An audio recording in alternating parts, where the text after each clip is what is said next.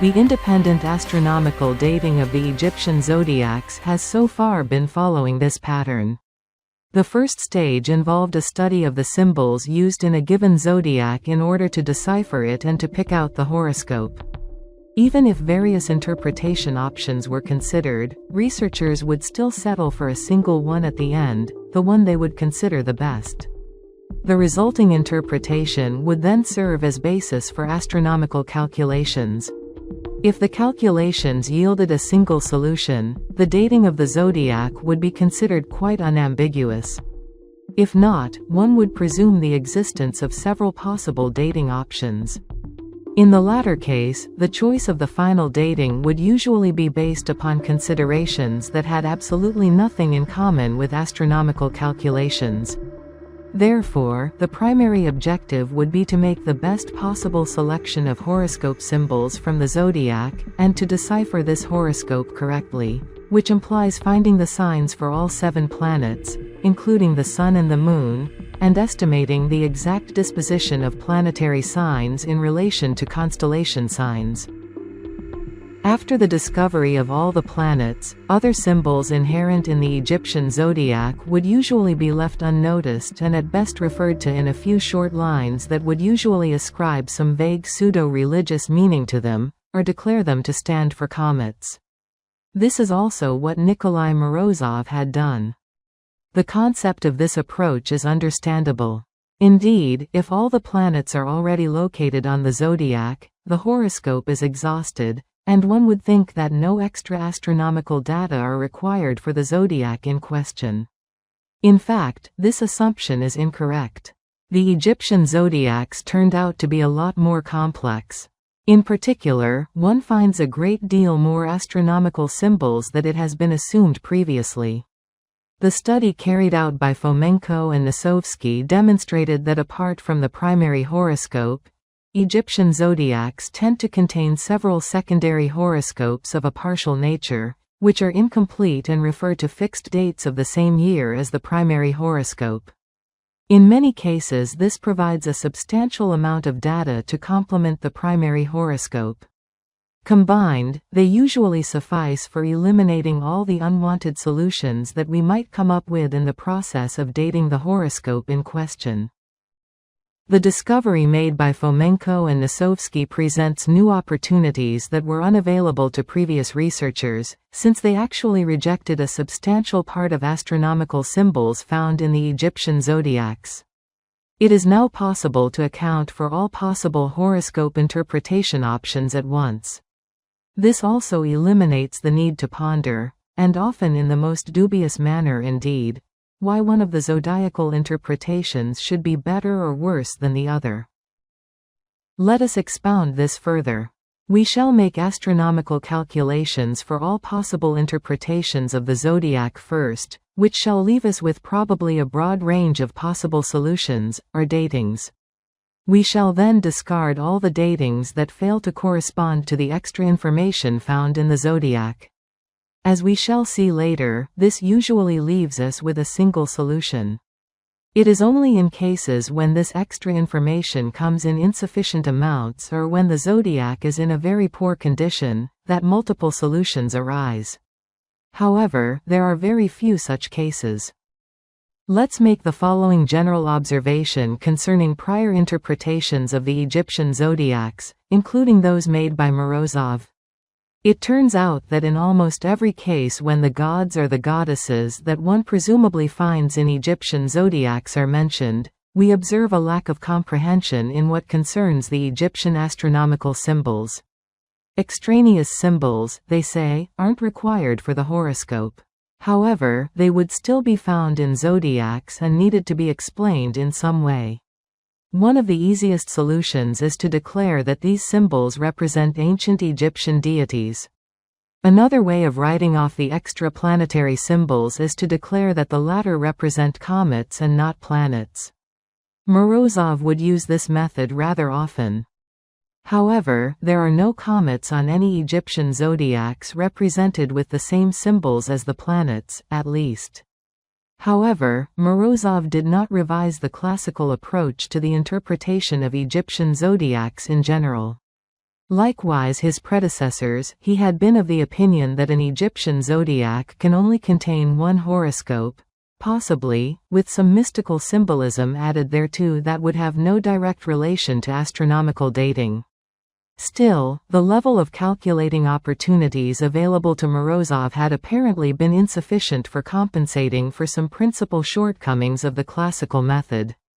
Such calculations require modern computers. This part was primarily referring to the works of Morozov.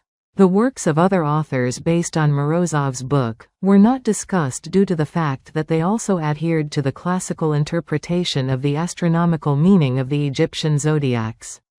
We have not discussed the works on the astronomical dating of zodiacs written by Egyptologists. Let us mention them briefly. As noted earlier, the main shortcoming of these works is that they're a priori based on the Scaligerian chronology and do not even contain attempts at independent astronomical dating of the zodiacs. One might say that Egyptologists are unlikely to read Morozov's books. This might be so. Yet it is hardly a coincidence that they became particularly evasive in what concerns the astronomical topic of the Egyptian zodiacs. This used to be different before Morozov's publications. The problem of dating the Egyptian zodiacs astronomically would be discussed by the Egyptologists actively. However, after Morozov's research, all their references to the zodiacs come down to hazy pondering of their mystical and religious meaning. Let us cite the figure table of the so-called Egyptian deities. Most figures of these deities were taken from ancient Egyptian zodiacs and other astronomical texts from the ancient Egypt.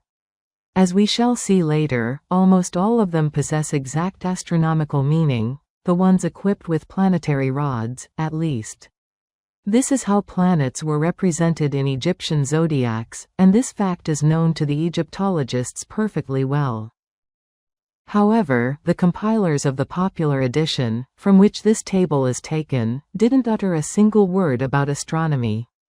Possibly, they assumed the subject was too dangerous for the average reader, who might become interested and develop the heretical urge to unravel the astronomical contents of the ancient Egyptian texts unaided. Attempting to date them independently would be the most perilous indeed. Egyptologists have been perfectly aware of the possible consequences ever since the publication of Morozov's works. This may be the exact reason why they are extremely cautious and timid when they refer to the ancient Egypt in the context of astronomy.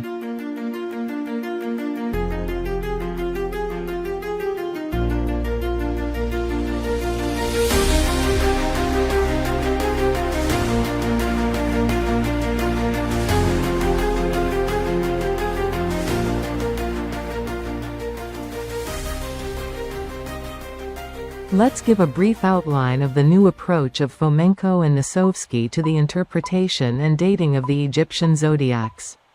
This analysis was based on all known Egyptian zodiacs.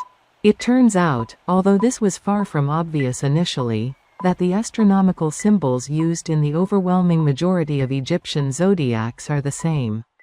This is a very important circumstance that eventually allows a more complete understanding of the nature of Egyptian zodiacs.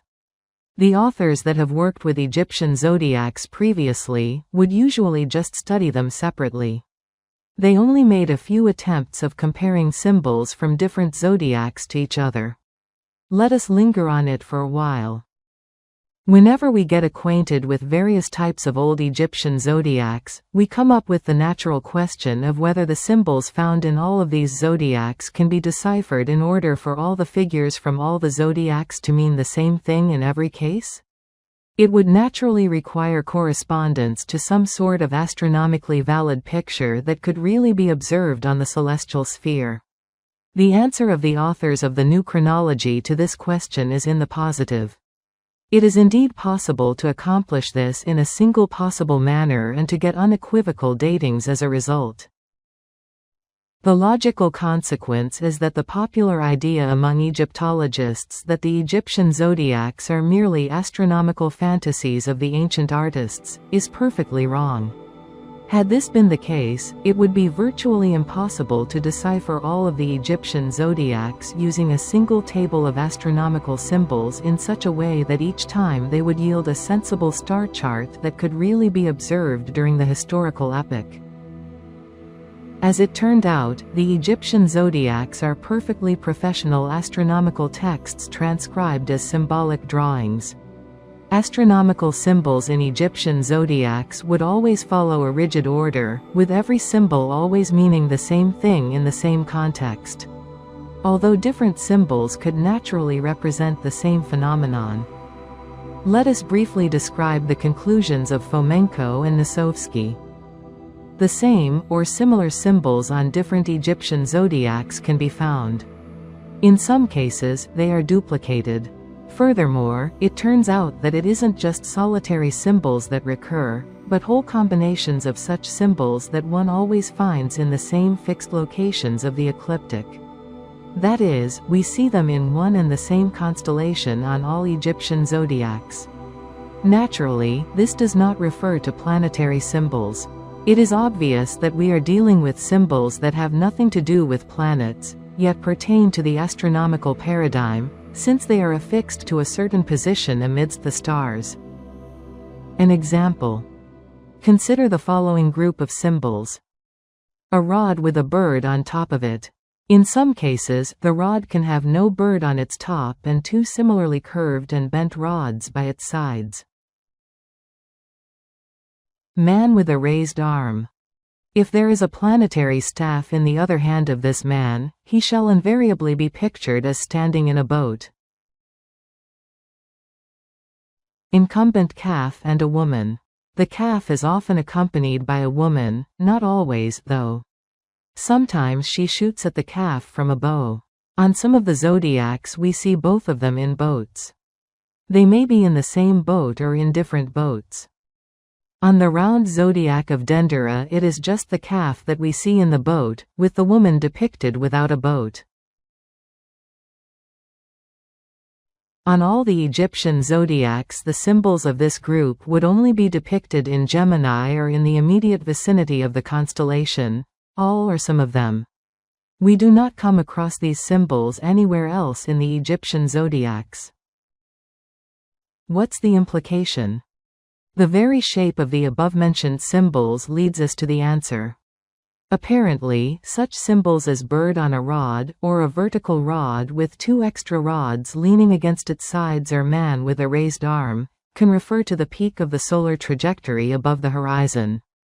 Later on, we will witness that the bird sign would often be used for referring to the extra horoscope sun in Egyptian zodiacs.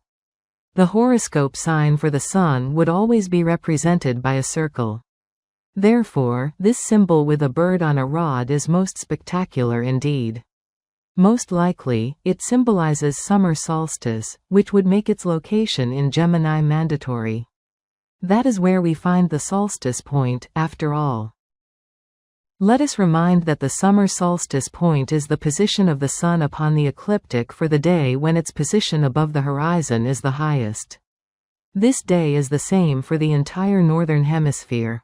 The Sun seems to pause, lingering at its highest point, and then begins to descend. Nowadays it usually falls over the June 21 to 22 Gregorian calendar, when the Sun approaches the very edge of the Gemini constellation, where it borders with Taurus. This hasn't always been the case.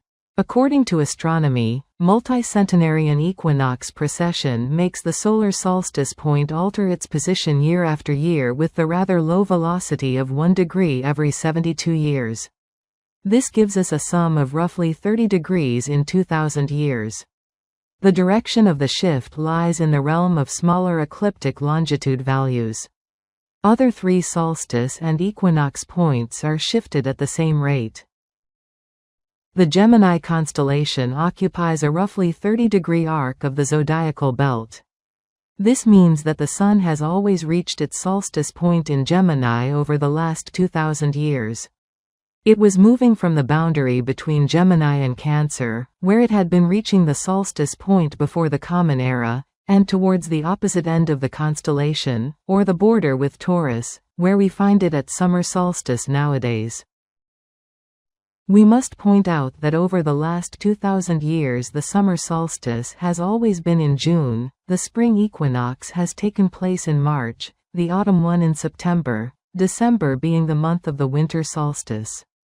This distribution of the equinox and solstice points became rigidly fixed in the Gregorian calendar after the reform of 1582.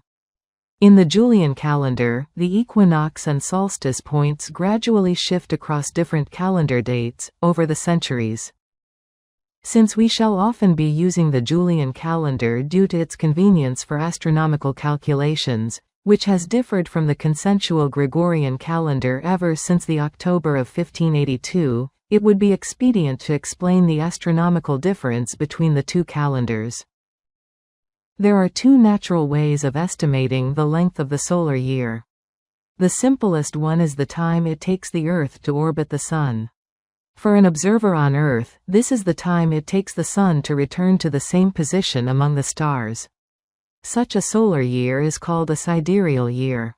The Julian year is roughly 2 times more precise in corresponding to the sidereal year than the Gregorian.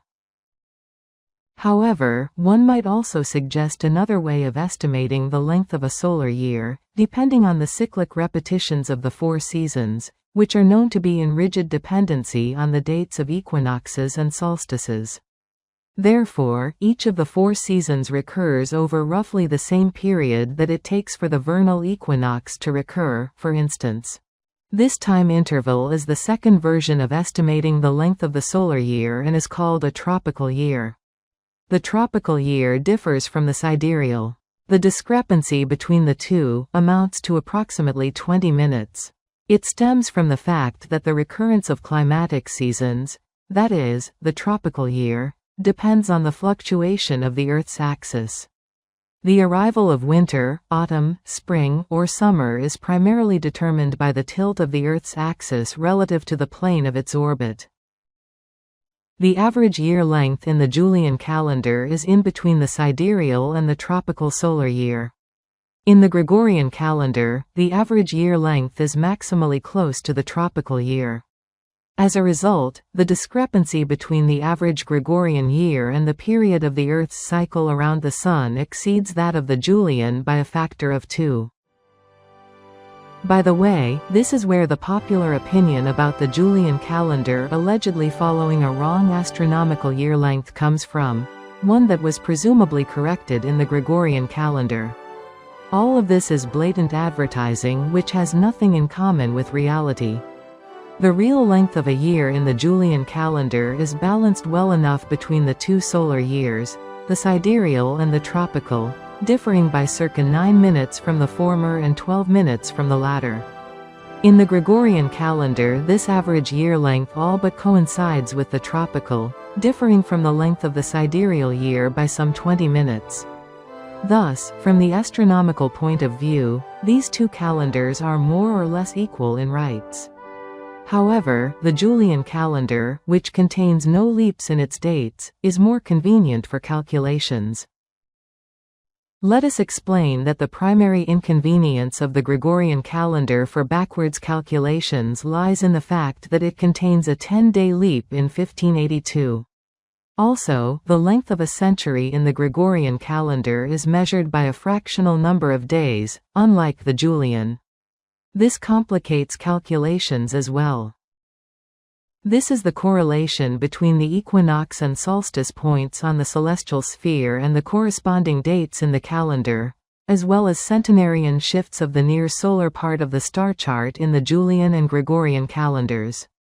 Here one sees the vernal equinox point and the summer solstice point.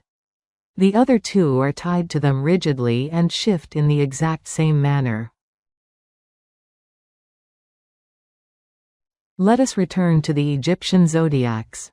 On the zodiac from the Greater Temple of Esna we can see 2 all but identical signs.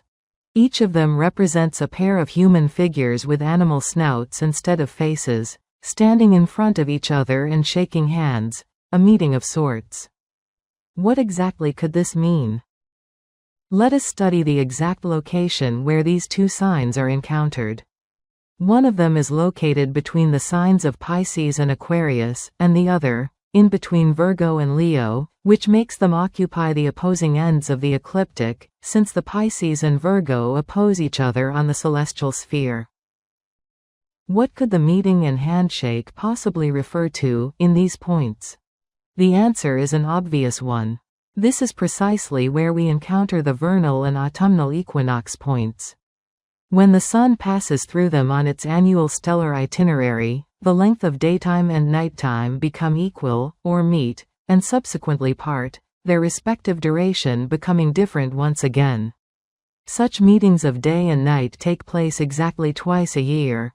Once during the spring equinox when the Sun is in Pisces. We are referring to the last 2 millennia. On the zodiac from Esna, this event is duplicated in Virgo for the autumn equinox. This is the order in which the above-mentioned equinox points are represented in the calendar that we're accustomed to, one that begins with January. It is also valid for a calendar beginning in March. However, the year began from September in the Egyptian zodiacs. Therefore, the autumn equinox shall precede the vernal one, upon them. It is thus plainly visible that, apart from the date that the primary horoscope was dedicated to, it would also contain the date of the summer solstice, for instance, as well as the 2 equinoxes. Could it be that one can find the winter solstice in those zodiacs as well? It has been in Sagittarius for the last 2,000 years, when the Sun rises above the horizon the lowest. Let us regard the very same zodiac of Esna. The Sagittarius constellation is inverted, with his head directed downwards. All other constellations found on the zodiac are presented in the usual manner. Sagittarius is the only exception. It is obvious that this image vividly conveys the idea that it is in Sagittarius that the Sun reaches its lowest position in the sky. Figuratively speaking, it hangs upside down. One therefore gets the suspicion that all 4 points of the solar circle were represented on Egyptian zodiacs for some reason, both solstices and equinoxes. Is this the case indeed? Fomenko and Nosovsky have conducted a meticulous study of every Egyptian zodiac that they'd had at their disposal and confirmed the fact that they really appear to contain special indications used for solstices and equinoxes. We shall discuss the actual symbols later. Therefore, nearly all of the old Egyptian zodiacs, the more detailed ones at the very least, contain references to the 4 primary points of the solar cycle. Over the last 1.5 to 2,000 years, these points have been located in the following constellations: Spring equinox, Pisces; Summer solstice, Gemini; Autumn equinox, Virgo; Winter solstice, Sagittarius. It is significant that these 4 points weren't marked on Egyptian zodiacs randomly, but rather were given additional planetary symbols, namely, those representing the planets that were near the Sun that day. Laws of astronomy make Venus and Mercury invariably present in the list of such planets, since they never draw too far away from the Sun. However, in some cases, other planets' chance proximity to the Sun also became reflected in these lists. This made them rather rich, constituting a horoscope, never a full one though. Still, in addition to the primary full horoscope, it can affect the dating substantially. The most useful planet in such partial horoscopes is usually Mars. This is because its ecliptic speed is high enough to make a significant difference. Its position relative to the equinox or solstice point can differ drastically from that in the primary horoscope. That doubles the Martian input in the source data used for astronomical dating. One might wonder about the means the Egyptian astronomers and artists used in order to avoid confusion between the planets of the primary horoscope and the symbols of the very same planets given for the solstice and equinox points. The answer to this question will be provided later. The only thing we must point out so far is that the compilers of the Egyptian zodiacs were indeed very meticulous about distinguishing between the symbols used for the primary and secondary horoscopes. Let us sum up. The astronomical content of the Egyptian zodiacs isn't limited to a single horoscope, or the planetary positions for the day of the primary dating. Nearly every Egyptian zodiac contains brief astronomical descriptions of the solstice and equinox days of the year that the main date of the zodiac falls upon. We shall be referring to them as to secondary horoscopes of the equinox and solstice points.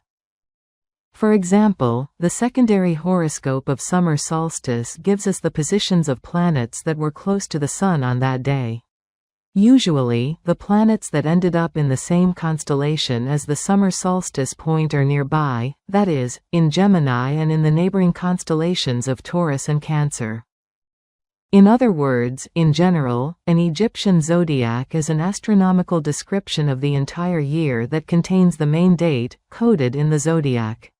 This date's horoscope is the most important part of the zodiac, but not the only one.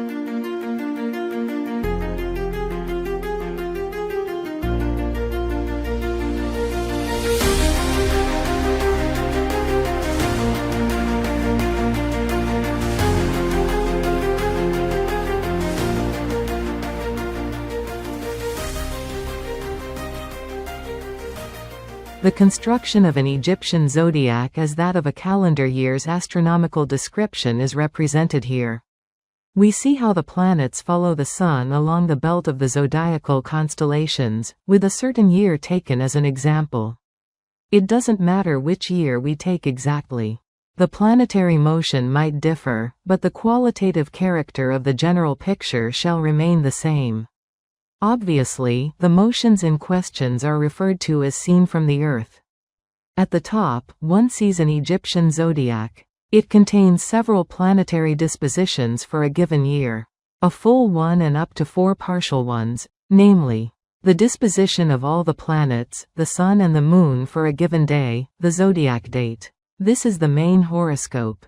Brief descriptions of the positions occupied by the Sun and the planets in its immediate vicinity for the solstice and equinox dates. These are the partial horoscopes. The Egyptian calendar year began in September, with the Sun passing the Leo in Virgo.